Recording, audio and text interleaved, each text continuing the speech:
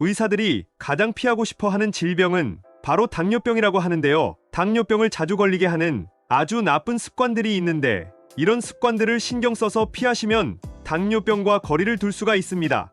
안녕하세요. 여러분의 소중한 건강을 지키는 건강지킴이입니다. 오늘은 당뇨병을 유발하는 최악의 습관들, 이미 검증된 당뇨를 불러오는 나쁜 습관들을 정리해보고자 합니다. 시작하기 전 건강을 위해 구독과 좋아요 한 번씩 부탁드립니다. 당뇨병을 유발하는 나쁜 습관, 첫 번째는 바로 체내 염증을 유발하는 행동 습관입니다. 당뇨를 유발하는 원인 중 하나로는 염증이 있는데요. 염증과 인슐린 저항성과의 관계는 밀접하다는 사실이 지속적으로 발견되고 있습니다.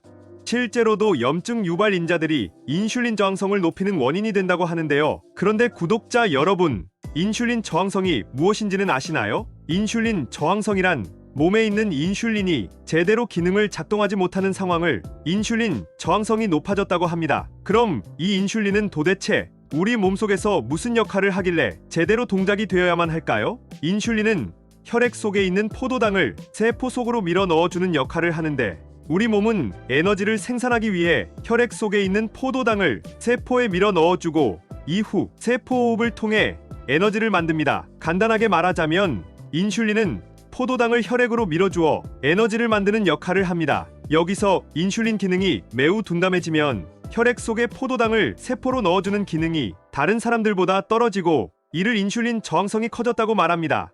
당뇨병을 간단히 정리하자면 인슐린이 제 기능을 못하는 병인데 이 경우 두 가지 상태가 주요 원인이 됩니다. 처음부터 인슐린을 충분히 만들지 못하거나 만들어도 기능을 못하는 경우입니다. 췌장에서 충분한 인슐린을 만들어내지 못하는 경우는 전자, 인슐린은 만들었는데 몸에서 적절하게 반응하지 못하는 경우는 후자가 되죠. 위의 증상이 심해질 경우 당뇨가 생기게 됩니다. 다시 돌아와 최악의 습관인 염증이 당뇨의 원인이 되는 이유는 이 인슐린을 만들어내는 세포를 파괴하기 때문인데요. 췌장에서 인슐린을 만들어내는 세포를 베타세포라고 하며 염증은 이 인슐린을 분비하는 베타세포를 파괴시키고 활성도를 떨어뜨려서 인슐린 분비를 줄인다고 알려져 있습니다. 그럼 베타세포의 숙적인 염증, 만성염증을 유발하는 습관들이 당뇨병을 유발하는 큰 원인 중에 하나겠죠? 염증이 실제로 인슐린에 영향을 미치게 되면 자가 면역성 질환이 되어 1형 당뇨나 2형 당뇨 중 인슐린 분비가 덜 되는 당뇨 유형으로 발전할 수 있습니다. 그렇다면 체내 만성염증을 유발하는 행동들은 무엇이 있는지 알아보겠습니다. 첫 번째는 바로 탄수화물이나 정제당 같은 걸 많이 먹어 체내의 당독소를 높이는 최종당 화산물을 만들어내는 행동들입니다. 당독소의 위험성은 이전 영상에서도 한번 소개해드린 적이 있는데요. 당독소 영상의 댓글들을 보면 대부분 그럼 뭘 먹고 사냐는 반응이 많았었는데 아마 당독소를 일으키는 음식들이 대부분 맛이 있고 자주 먹는 음식들이어서 그런 반응일 수밖에 없었을 것 같아요. 그도 그럴 것이 여러분이 좋아하는 고기를 구울 때 풍미를 일으키는 카라멜라이징 현상이 일어나면 당독소가 발생합니다. 이 외에도 빵, 떡, 과자, 감자튀김 등 탄수화물이 많은 음식에 열을 가하면 당독소가 발생하게 됩니다. 다음, 만성염증을 일으키는 두 번째 요소는 스트레스입니다. 스트레스를 제대로 케어하지 못하면 염증 활성도가 높아집니다. 스트레스는 주로 좋아하는 취미나 운동을 통해 해소하게 되는데 스트레스를 제때 해소하지 못하고 쌓여있는 상태로 몸이 피로감을 느끼게 되면 염증 활성도가 높아지게 되는데 이 경우 우리 몸에서는 염증을 조절하는 코르티솔이라는 물질이 나옵니다.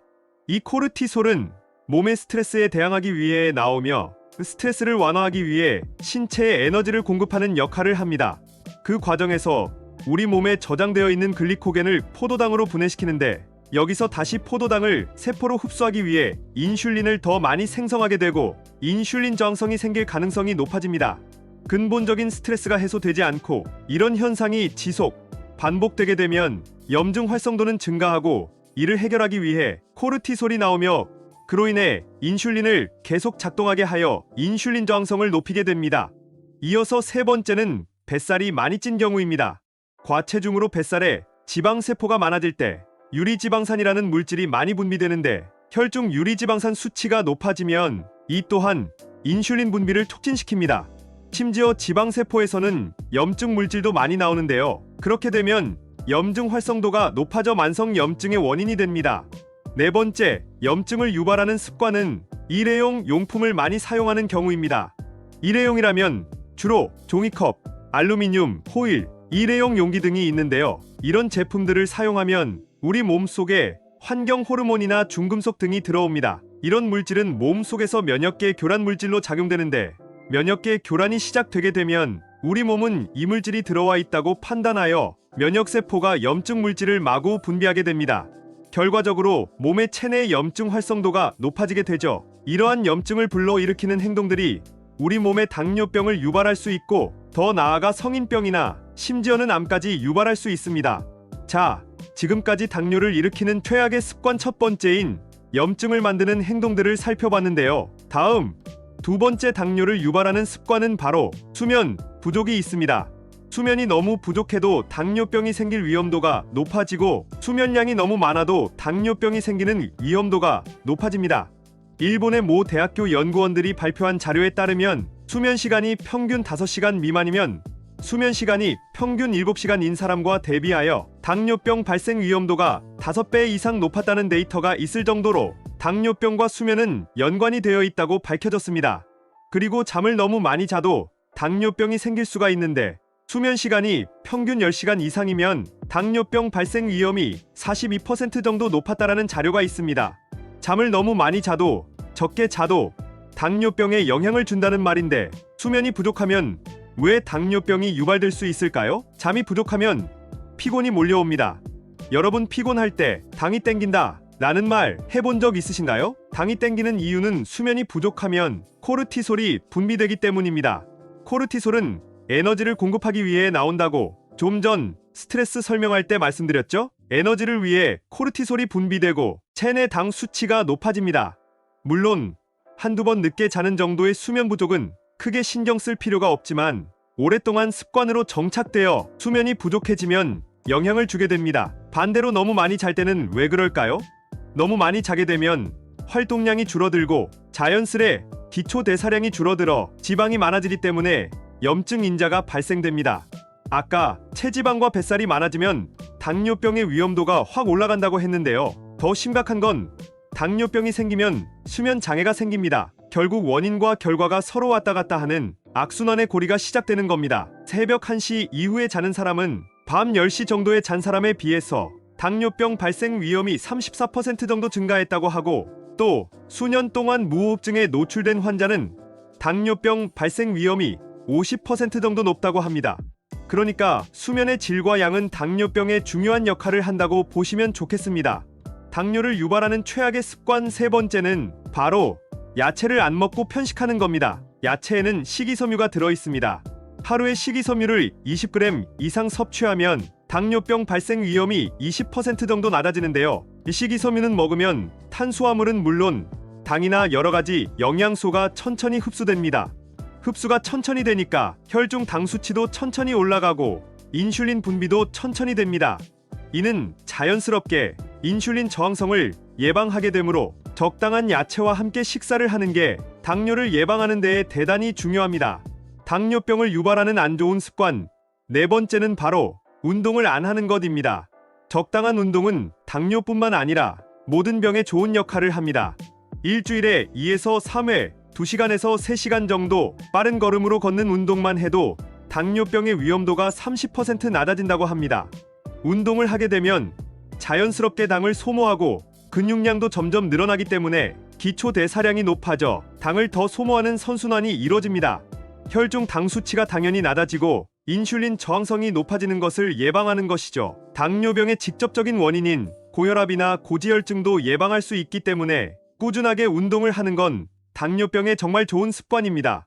마지막 다섯 번째, 당뇨에 안 좋은 습관은 바로 잦은 음주입니다. 술의 경우 섭취 권장량은 남성 기준으로 하루에 맥주 2캔 이하, 여성 기준으로 하루에 맥주 1캔 이하로 일주일에 2-3번 정도만 먹는 게 좋다고 합니다.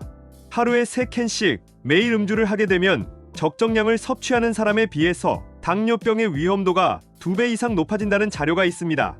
음주는 당뇨병 및 여러가지 성인병을 유발하는 원인이 될 수 있으며, 술은 그 자체로도 칼로리가 높아서 뱃살을 늘어나게 하는 건 물론이고 알코올 자체가 인슐린을 분비하는 췌장 내 베타 세포를 파괴할 수가 있습니다.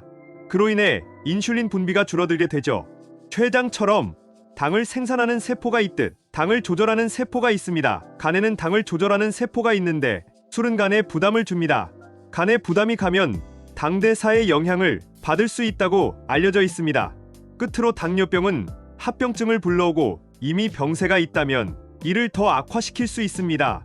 오늘은 당뇨병을 유발하는 최악의 습관들을 말씀드렸는데요.